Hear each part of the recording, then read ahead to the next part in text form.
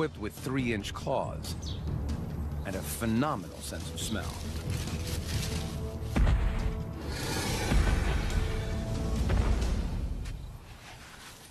As the temperature approaches 100 degrees Fahrenheit, the dragon heads for a water hole. This is where Rusa deer quench their thirst. The deer notice him watching them.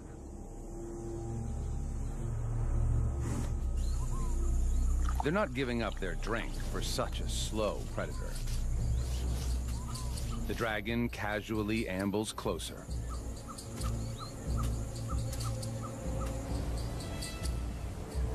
He waits.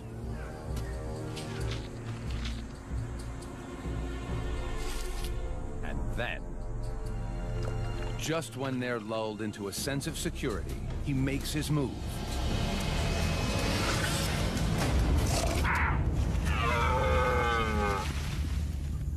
It's a fail. Deer are fast. They're gone. What went wrong?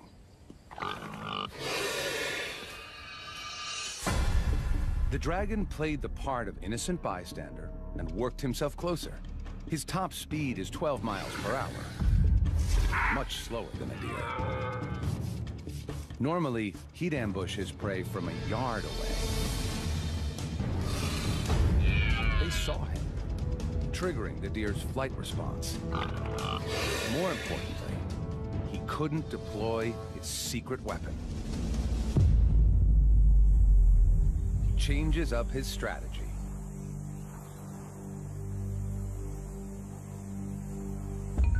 Growing up here, it's a dragon-eat-dragon world.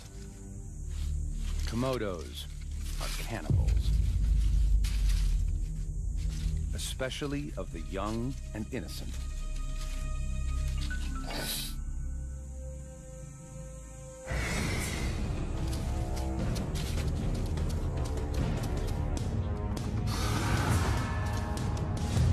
It's also young and agile.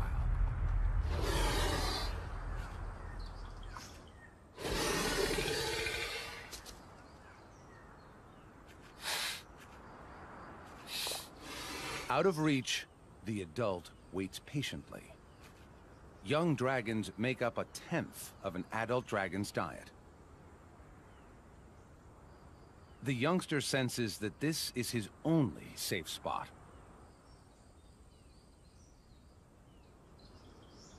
He's right. Adult Komodos are clumsy climbers, and the light tree branches might break under his 300-pound weight. In this round, youth trumps age. Another fail.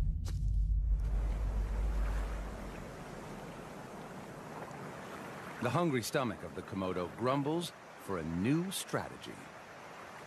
If you can't kill your own, then go for leftovers. The beach is a big plate of discarded food. His flickering tongue pinpoints nearby carcasses. He essentially tastes the air by picking up molecules and delivering them to the Jacobson's organ, kind of super nose, inside his mouth. Something smells good to him.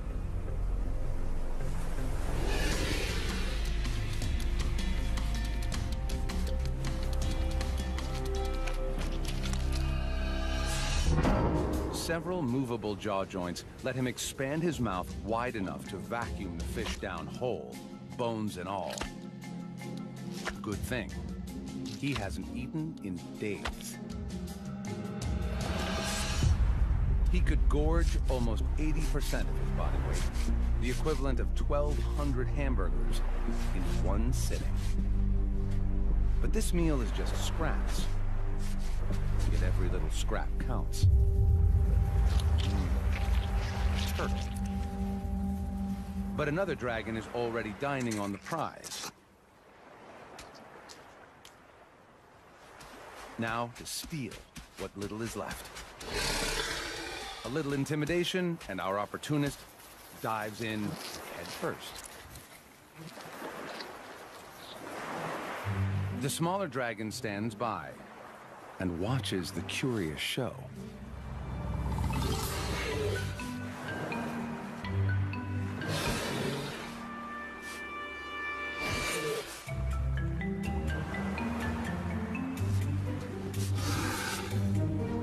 Today, he's a jack of all trades and master of none. By afternoon, the dragon is ravenous and is...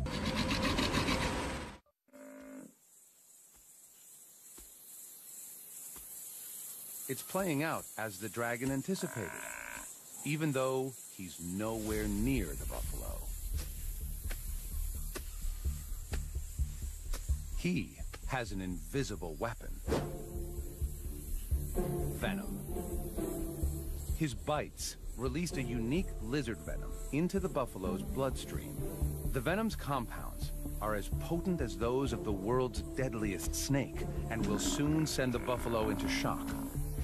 With a bite force of almost 60 pounds per square inch, the dragon's 60 serrated teeth inflict a gaping wound. And with the thrust of his muscular neck, deliver the toxic cocktail 1 inch deep into the buffalo's flesh. Now he follows and waits. With favorable winds, he can pinpoint his prey's exact location over 6 miles away. As the venom courses through the buffalo's body, it stops the buffalo's deep wound from healing. Its blood pressure drops, and it weakens.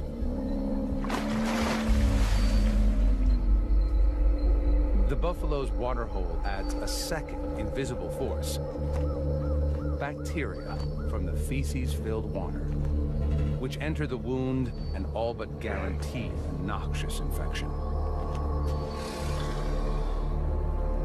The buffalo takes one last stand against the dragon. Shock sets in, and its body begins shutting down.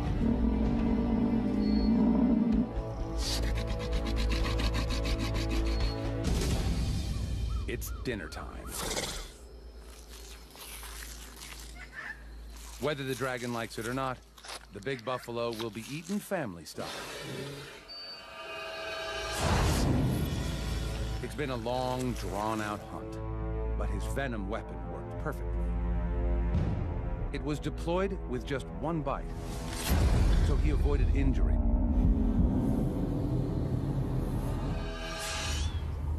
Imagine a predator so strong it could outbite a lion, a tiger, and a bear.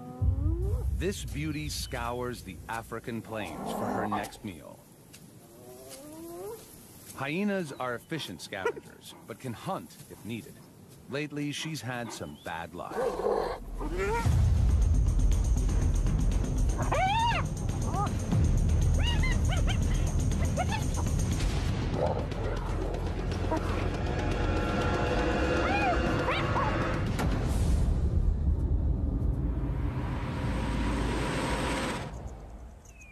Her cubs need her protein-rich milk, and she can't produce it if she doesn't eat.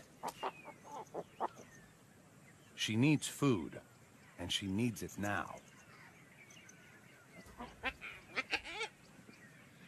She detects a faint whiff of carrion and heads in that direction. She can smell meat from over a mile away. Across the plains, lions have killed.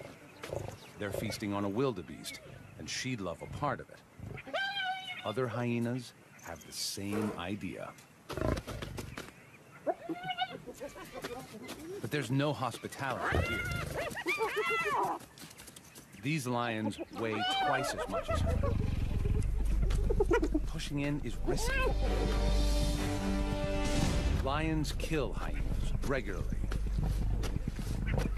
Just last month, Her mother trying to steal a meal from two lions.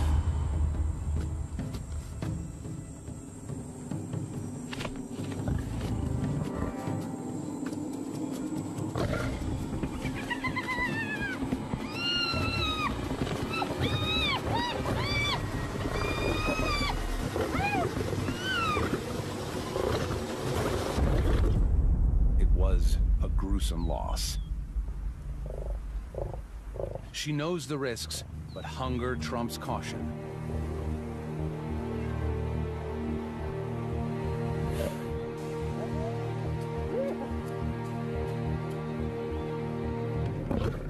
These lions will defend their kill at all costs.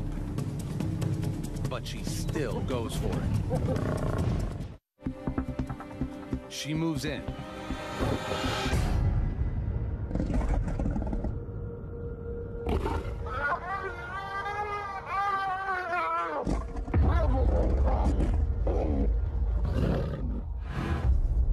And just manages to escape. What went wrong?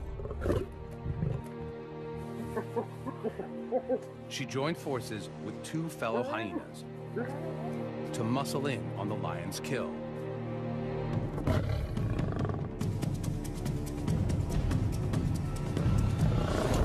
To get it right, the clan needed 4 hyenas to every lion.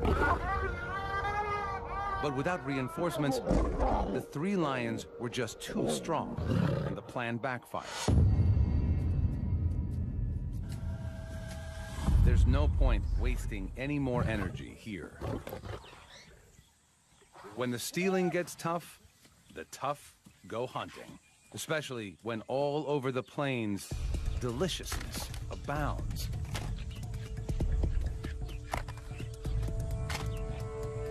The male topi are engaged in their once-a-year sparring competitions to secure a mate.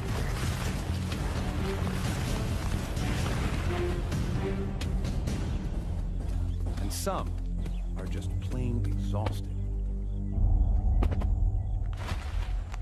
She watches them closely. Her strategy? Hit them when they're down. She sneaks up close, hoping to go unnoticed.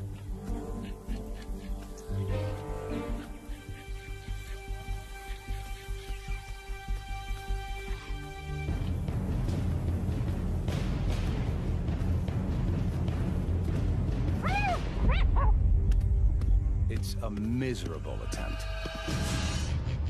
She had no plan at all, and just tried to creep in and secure a hold on the topi as it lay dozing. Her approach gave her away, and the big antelope was just too strong and quick. Topi are one of the fastest mammals on Earth, and can run at 50 miles an hour. That's 10 miles an hour faster than a hyena. Back to the drawing board. The topi need to settle before they can try again. She heads further across the plain, where her intent is not yet suspect. Her plan is to get a grip with her jaws. Hyenas have the strongest bite in the mammal kingdom and exert up to 1,000 pounds of pressure. If she can get a hold of any part of the topi, her huge jaw and powerful neck muscles, normally designed to lift heavy prey, will enable her to hang on. Bingo. Another target.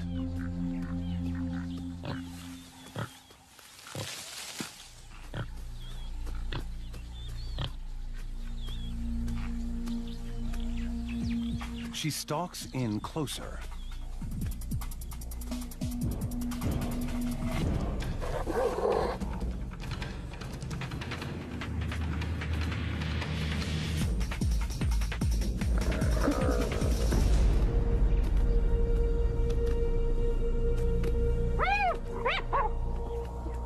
She loses her prey.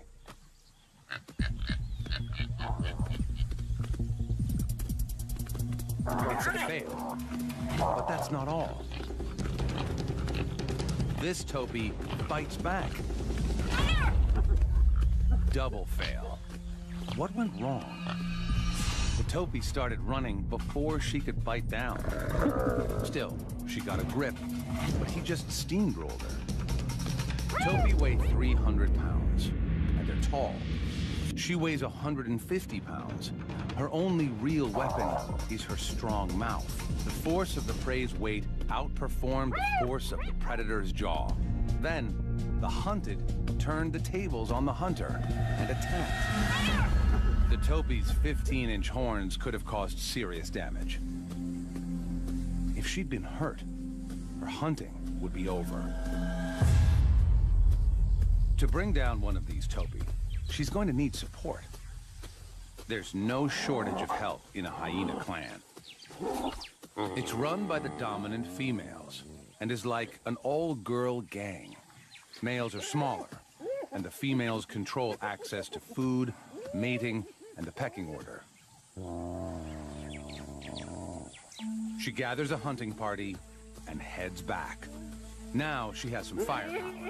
Even Grandma is in the mix.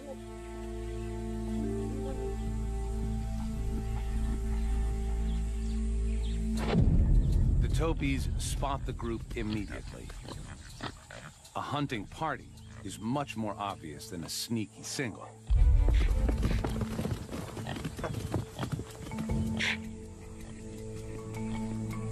Soon enough, they go back to grazing and dozing.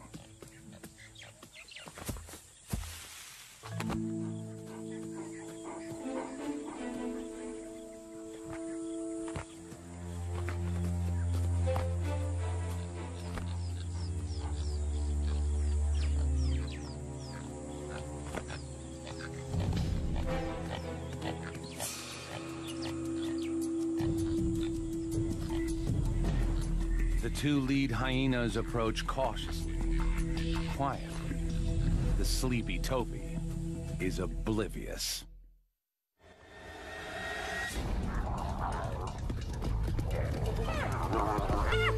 "300 pounds of hungry hyena weight tired the Topi out quickly. Hunting is way more expensive than scavenging, but this time they got a high return on their investment. More often than not, they just steal from other successful killers, even if that hunter is an infamous 60-pound dog. African wild dogs are just that, true dogs, while hyenas are actually more closely related to cats. When the two cross paths, they fight, like cats and dogs. Hyenas are 3 times a dog's weight, but the dogs are faster. The smaller dogs band together to target the hyena's soft hindquarters and use their numbers against her. Her only defense is to hole up. They must beware of the hyena's jaws.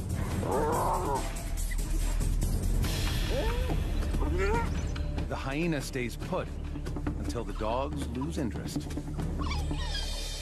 The dog pack is run by the alpha male and female. Their pups are just 6 weeks old. The pack must hunt daily if they're to feed this high-energy brood. Mom and Dad rally the troops. The alpha male relies on his sharp hearing to locate prey. Today, he hears impala.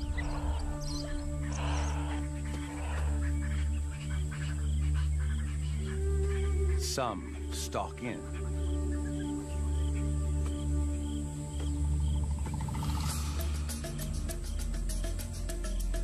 Others fan out to attack the herd from all angles. The dog's strategy is to work together as beaters to flush the prey out into the open, where the other pack members can attack.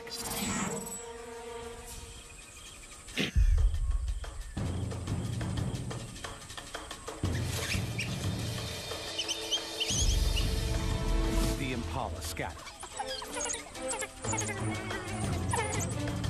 Their tactic is to zigzag their way through the bush, but the dog pack encircle the herd. As the impala cut across the curve, the dogs narrow the gap.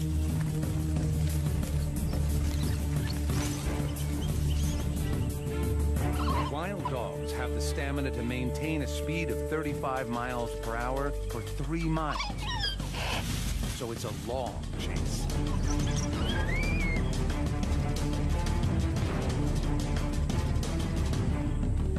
Finally, they have their target. As they close in,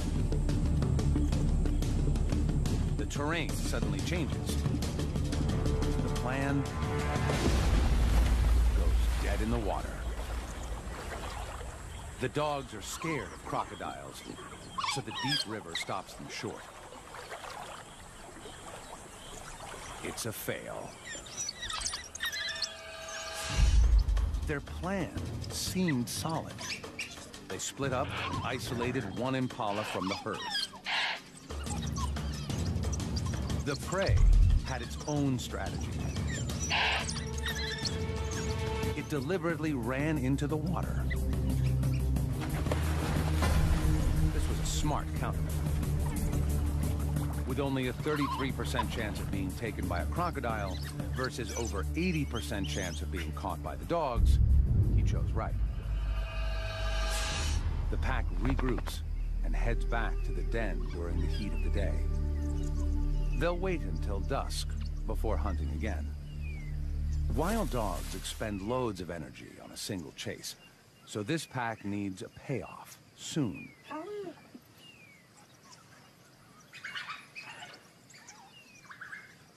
High-pitched twittering conveys their excitement and rallies the pack. It's time to hunt again. The alpha male takes the lead. Impala again.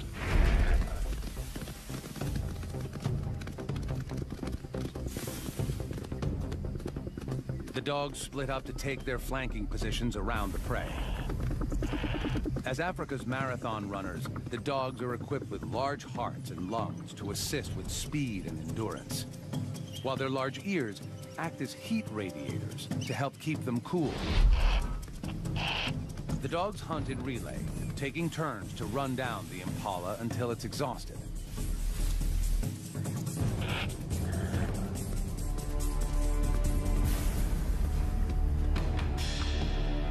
But the impala makes for the same river.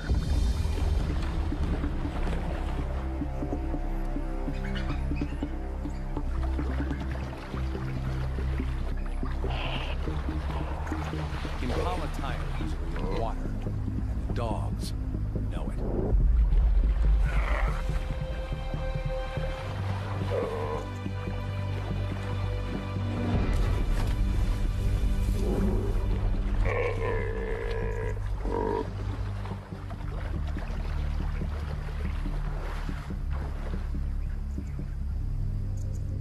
This time, the dogs cross downstream.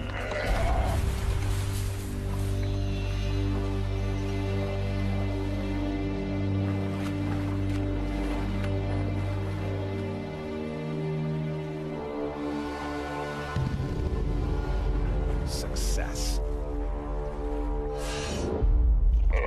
The impala was exhausted from the chase, and the swim used every bit of energy it had left.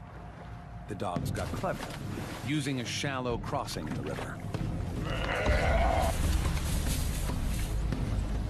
Dogs don't like water unless there's meat within their grasp. Like the hyena, they disembowel their prey. But here, there's no hierarchy. Every dog has a spot at the table. They'll consume the impala in less than 10 minutes. But they aren't the most ruthless predators out there. The bald eagle fell in the sky for possession of the prey. He snatches it back. What happens next is truly extraordinary. Our hunter desperately clutches his prey.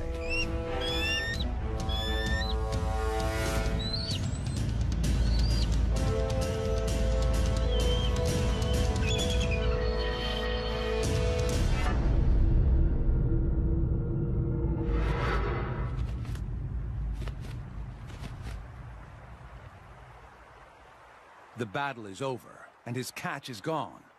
But he doesn't lose his cool.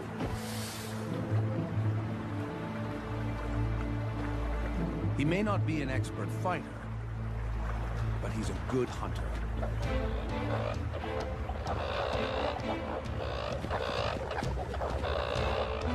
He catches another coot by surprise. But he dives too far down. His feathers are waterlogged. Now, he could drown. All he has to do is let go of the coot. But he's not giving up his meal. Typically, fish don't fly and birds don't swim. But he'll have to break the rules. He tries out a kind of butterfly stroke. The injured coot has no hope of escape. Safely away from thieving eagles, the predator claims his hard-earned meal. The eagle turned the failure of his first hunt into opportunity. While the others were still fighting over his prey, he nailed another coot on the QT. It went downhill when his feathers got wet. The eagle weighs 14 pounds, and a little water, along with a 2-pound coot, meant he had to get to land quick, or risk hypothermia and drowning. He innovated and started paddling, prey in tow. The talons possess 10 times the grasping strength of a human hand. He turned 3 fails into immediate success. A real triumph.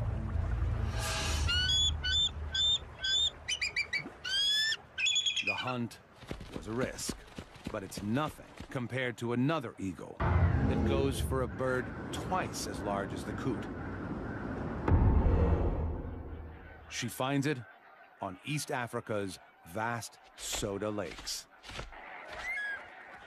Here, flamingos gather in the thousands to feed on the microscopic blue-green algae and crustaceans found near the water surface.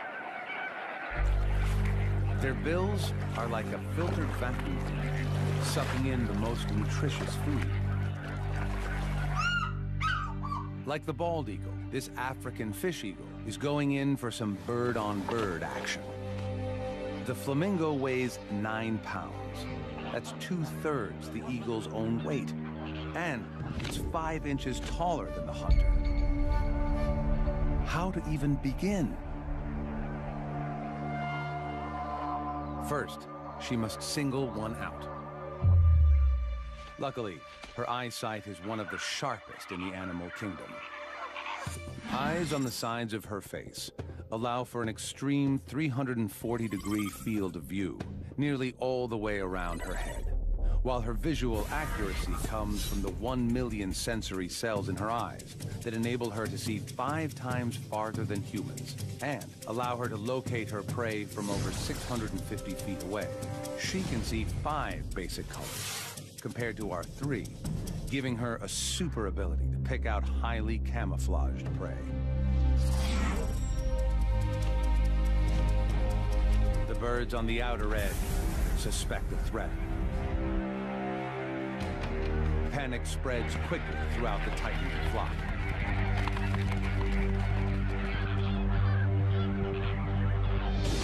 The eagle scans for any sign of weakness and identifies one flamingo isolated from the rest. A full-on attack isn't going to work, but every time, the flamingo is thwarted.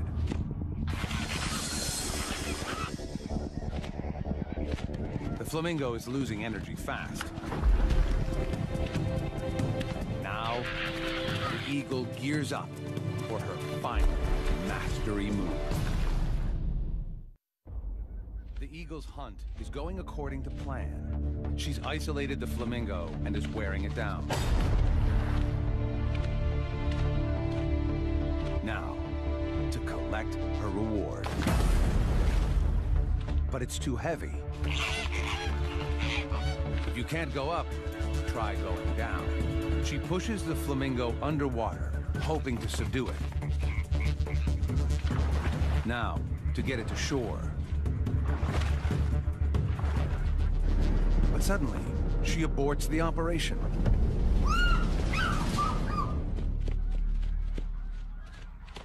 It's a fail. What happened? Flamingos spend 80% of the day feeding to keep their energy levels up. The eagle's strategy was to isolate a straggler and tire it out with dive bombs until it used up all its energy and was too weak to escape. But the 9-pound flamingo weighed too much for her to carry, so she dunked it and then tried to get it to shore, like the bald eagle did with the coot. But a minute into it, she realized she didn't have the strength. Sometimes you have to know when to quit.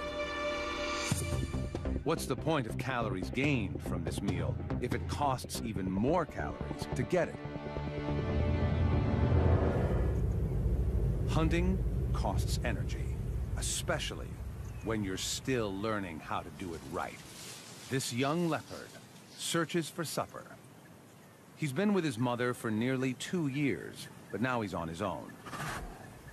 At this point, he'll eat anything, even porcupines. His prey doesn't need to run. They have a built-in fortress. But he's too inexperienced to know that. 30,000 12-inch quills stand between him and a meal. And this is double trouble.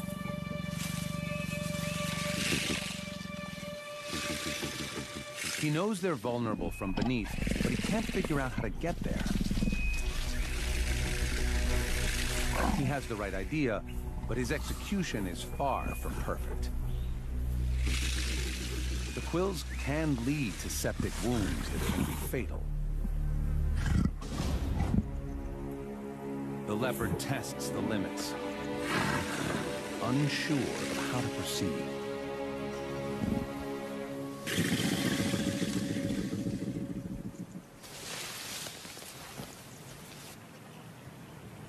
A backward charge says back off.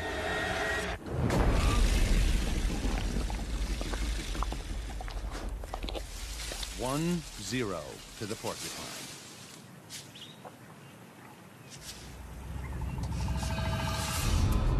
This was a tough lesson. He knew what he had to do. Flip one porcupine over to inflict a lethal bite. But he was just too inexperienced in his attack. And the porcupine stuck together, making it harder for him. In the end, he was lucky to escape with a sore paw. He could have paid with a long and painful death. Unable to run with his hurt paw, he tries a completely different strategy. He can't sprint, but he can jump. The plains are full of impala. A leopard's coat is perfect for treetop camouflage. He waits for the unsuspecting impala to come within striking distance. His attack must be perfectly timed.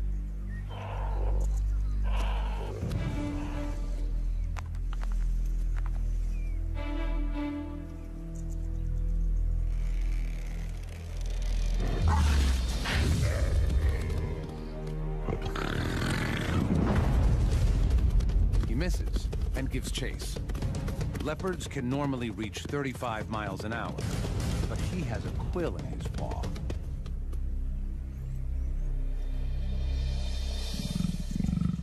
Double fail. This plan was solid. A silent attack from directly above. Leopards are strong and agile enough to pull this off. To break his 30-foot fall, he spreads his body to increase drag, while his muscular limbs act as shock absorbers. His range finding was dead on. But there was one critical problem. His jump was just too high. And while he was in the air, the impala had time to get out of the way. His strategy has promise. So he tries again. He finds a lower tree and stalks in unnoticed. The impala come to feed on the flowers and fruit of this jackalberry tree. The perfect spot for an ambush.